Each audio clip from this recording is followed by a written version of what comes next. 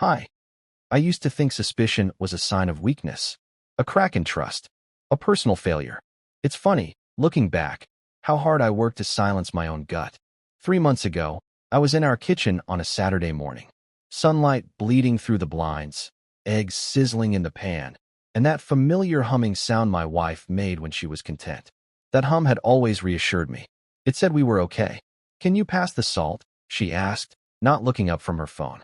Her nails, recently painted a muted lavender, tapped the screen with a rhythm that had started to feel habitual, secretive. I slid the salt over and watched her laugh softly at something. Not the kind of laugh you share with your husband. The kind that flutters in your throat when you're flirting, even digitally. I didn't say anything. I didn't say anything when she suddenly changed her phone password 3 weeks ago. I didn't say anything when she began working late hours, real late, and never seemed tired. I didn't even speak up when she started calling me buddy in front of her friends, like I was her cousin or her driver. But suspicion, even when buried, grows. I convinced myself I was just being insecure. I remembered what she told me once during a rough patch a year ago. Trust isn't given once, it's given daily. I repeated that line in my head like a mantra whenever doubt crept in. Then one night, while folding laundry, I noticed a shirt that wasn't mine. Men's, but not mine. Cheap cologne clung to it faintly, tucked between the smell of her detergent and something I didn't want to name. I asked her about it. She didn't miss a beat. "Oh, that's probably from the gym. I borrowed one of Mel's boyfriend's shirts after I spilled juice on mine. He keeps extras in his car. I told you that." She hadn't. I stood there, holding the shirt like it might confess to something she wouldn't. She stepped forward, touched my arm, and said it, gently but with a hint of warning. "Stop being suspicious, babe. You always do this when I'm finally happy." That word, finally, landed harder than I expected. I dropped it, told myself to let it go. Told myself love meant listening to her, not my doubts. But that night, I couldn't sleep. I watched her back rise and fall under the comforter and tried to remember the last time she reached for me first. I couldn't. So I waited. Not for the truth, but for the mask to slip. And it did. Not by her hand, but by someone else's. Her best friend, Tara, came by 2 Sundays later. She brought wine and that lazy, Sunday afternoon confidence people wear when they think their lives are in order. They were close. Closer than most, really. Tara knew everything about us. She was the maid of honor at our wedding. She once helped me pick out an anniversary necklace when I was sure I'd mess it up. They sat on the couch, laughing over some influencer drama, while I fixed the sink. The living room was open plan, so I wasn't even eavesdropping. I was maybe 10 feet away, under the sink with a wrench and a bucket. "I still don't know how you pull it off," Tara said, in that teasing tone she always used when she was tipsy. My wife laughed. "Pull what off?" Juggling 2 lives without either of them losing their minds. There was a pause. Then my wife whispered something I couldn't hear. Tara responded, "God, you're evil. Poor guy still brings you coffee every morning like a golden retriever." They both laughed. The sound made my ribs feel tight. I didn't react. I didn't even shift my weight. I stayed under that sink like I was made of stone. Waited until Tara left. Waited until my wife went to shower. Then I stood in the middle of our kitchen, staring at the sponge in my hand like it might absorb what I'd just heard. She told me to stop being suspicious. But now, suspicion had a shape, a voice, a witness. Still, I didn't confront her. Not yet. Instead, I started writing things down. Times, phrases, receipts, tone shifts. I didn't trust myself to hold it all in my head anymore. It felt pathetic at first, like I was collecting clues in a life that was supposed to be built on trust. But once I started, I couldn't stop. And as the days went on, the little moments added up, like flecks of dust settling on furniture you didn't know was dirty. Then something else happened. Something small. A group text. She left her phone on the couch while she was in the shower. It buzzed. Just once. The screen lit up with a preview. "Tara, he really has no idea." I almost slipped again, LOL. My throat went dry. I didn't check the message. Didn't snoop. I just stood there, staring at those 10 words as my pulse thudded in my ears. Again, that word. It hung in the air like smoke. Tara didn't mean to betray her. I'm sure of it. She was just venting, laughing, talking the way people do when they think no one's watching. But that one slip unraveled everything. That was the night I decided to find out everything, really everything, before I made a move. And I would. But not the way she expected. Not with shouting. Not with accusations. Just with the truth. Served cold. Quietly. Because sometimes, the most dangerous thing you can do to a liar is believe them. Until you don't. It's a strange thing. Watching someone you love perform a version of themselves, not knowing how long you've been part of the audience. In the days after Tara's slip, everything she did felt like theater. The morning kisses, the texts asking if I needed anything from the store, the casual way she kicked off her shoes at the door, all of it felt like rehearsed choreography. Like I was living with a character, not a partner. And the worst part? I still loved her. That's what nobody tells you. Love doesn't disappear just because the truth shows up. It lingers. It clings to the memory of what was good, even when the present is unraveling. But love alone wasn't going to save me. Or her. Or us. So I did what I always thought I'd never do. I asked for help. A friend of mine, Jared, used to be a detective before switching careers to private security. We hadn't talked in a while, but when I told him I needed answers, discreetly, he didn't ask questions. Just said, "You sure?" I was. At least, I thought I was. He didn't need long. A week, maybe a little more. In the meantime, I kept up the act. Smiling when I needed to. Asking about her day. Pretending to be the man who didn't know. And in a way, I was protecting her from my own clarity. I wasn't ready for confrontation. I wasn't ready to hear what I already believed. Then one night, Jared texted. "Got something. You're going to want to sit down." I met him at a diner on the edge of town. Cheap coffee, booths with cracked vinyl, the kind of place you go when you don't want to be seen. He handed me a manila folder. Inside, photos. Time-stamped. Her car outside an apartment complex.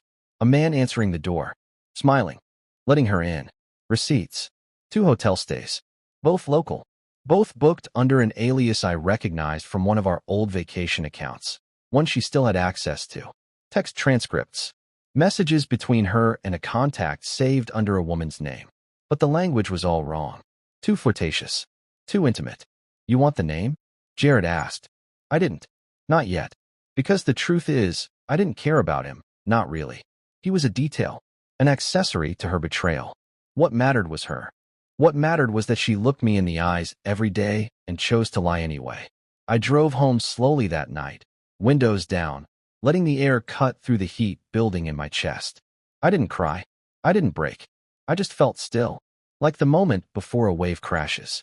She was on the couch when I walked in, scrolling through her phone. She looked up, smiled.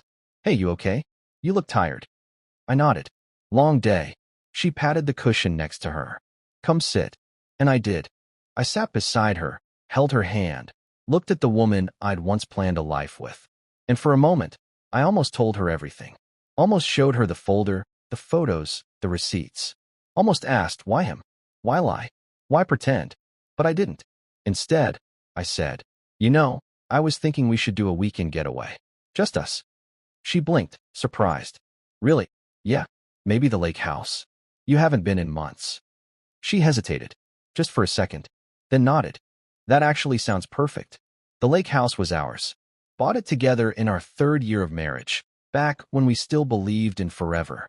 It was where we used to go when things got too loud in the city, when we needed to remember who we were. But this time, it wasn't about remembering. It was about watching. About seeing her without the distractions of her job, her phone, her secrets. We drove up Friday afternoon. The air was crisp, the trees already brushing with orange and red. Fall came early up there. It always did. She seemed relaxed. Played music she hadn't touched in years. Sang along to the same off-key chorus she always did. And for a few hours, I let myself believe. Let myself enjoy the echo of something that felt real. That night, we sat on the porch with mugs of hot cider. She leaned against me, eyes closed, humming softly. And I asked her the question I hadn't planned to ask. Not yet. Not like this. "Are you happy?" She opened her eyes. "Of course I am." "Why?" "No reason," I said. "Just wondering if we're still us." She turned her face toward mine, that same look she used to give me when we were dating. The one that said, "I'm here. I'm not going anywhere. Babe, don't get weird on me. You've been so suspicious lately. It's like you're looking for a reason not to trust me." Her voice was soft, reassuring. "Practiced." I smiled, nodded, kissed her forehead. But inside, something shifted. It wasn't the lie that hurt most. It was how effortlessly she delivered it. Like muscle memory. The next morning, I woke up early. She was still asleep, hair messy, one arm draped across the pillow like she used to when we first moved in together. I stepped outside, folder in hand, sat on the bench by the dock, and stared out over the water, trying to figure out how it all went wrong. How love could survive so much, and still be no match for silence. That's when my phone buzzed. It was Tara. Hey, just so you know, I didn't mean to say what I said the other day. I hope I didn't mess things up. I stared at the screen for a long time. Because what she didn't know, what she couldn't have known, was that her words didn't just mess things up. They cracked everything wide open. And now, all that was left was the choice. Tell her everything, or let her bury herself in the comfort of a lie. Either way, the end was coming. Just not how she thought. The morning after Tara texted, I sat on the dock for hours. The water was still untouched. A mirror, really. Reflecting back a version of my life I was finally ready to face. She came out mid-morning, wrapped in one of those oversized flannel shirts she always stole from my closet. Coffee in hand, hair damp from the shower. She looked peaceful. You're up early, she said. I nodded. Couldn't sleep. She sat beside me. You okay? You've been kind of distant. I could have said so many things in that moment. Accusations, proof, names. But instead, I asked the simplest question. Do you love me? She blinked. Of course I do. Why would you even ask that? And there it was again. The performance. The perfectly timed concern. The practiced affection. I reached into the folder I'd kept by my feet and handed her a single sheet of paper. One of Jared's photos. Her car. Parked outside that apartment. Time-stamped. Familiar. Her eyes dropped to it. She didn't flinch. Didn't panic. She just stared. Then, slowly, she handed it back. I guess there's no point pretending. She stood up, wrapped the flannel tighter around herself like armor. How long have you known? Long enough, I said. She didn't cry. She didn't beg. That almost hurt more. I didn't mean for it to happen, she said. At first it was just, I don't know. Attention? Escape? Was it him? I asked. The guy from the apartment? She nodded once. It's over now? I laughed. Not loud. Just that empty, breathless kind of laugh you make when something inside you finally breaks in a quiet way. You say it's over. Like that undoes it. She sat again, but farther this time. Like even proximity had become dangerous. I never stopped loving you, she said. I shook my head. You just stopped choosing me. That landed. For the first time, I saw her expression change. The walls dropped. The bravado faltered. I didn't mean to hurt you.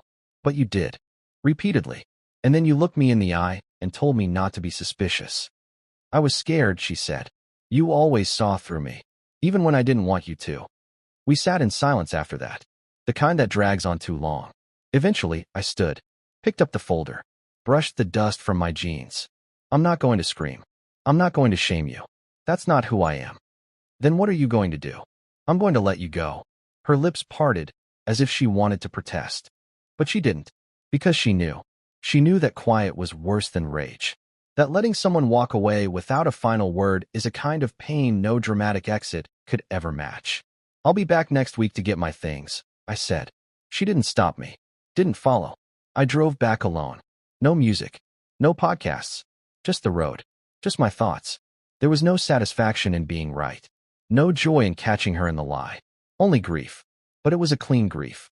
One that didn't need to be decoded or dressed up in false hope. A few days later, I got a message from Tara. I didn't know it was like that. I'm sorry. For everything. I didn't reply. Not out of spite, but because there was nothing left to say. The truth came out. Not with a scream, but a slip. An accident. A careless word from someone who didn't mean to betray her friend, but did. And in the end, it wasn't the photos. Or the receipts. It was that moment. That laugh. That sentence. The moment I realized the version of her I loved had already left long before I did. And now, I wake up alone. But at peace. I make coffee for one. Fold the laundry myself. Sleep easier. It's strange how peace often wears the face of absence. How silence, real silence, feels like healing. She told me to stop being suspicious. She told me I was imagining things. But now I know better. Sometimes, your instincts don't need proof. They just need patience. And when the truth finally shows up, it doesn't knock. It slips in through a careless friend. A single sentence. and everything after that becomes clear. Bye-bye.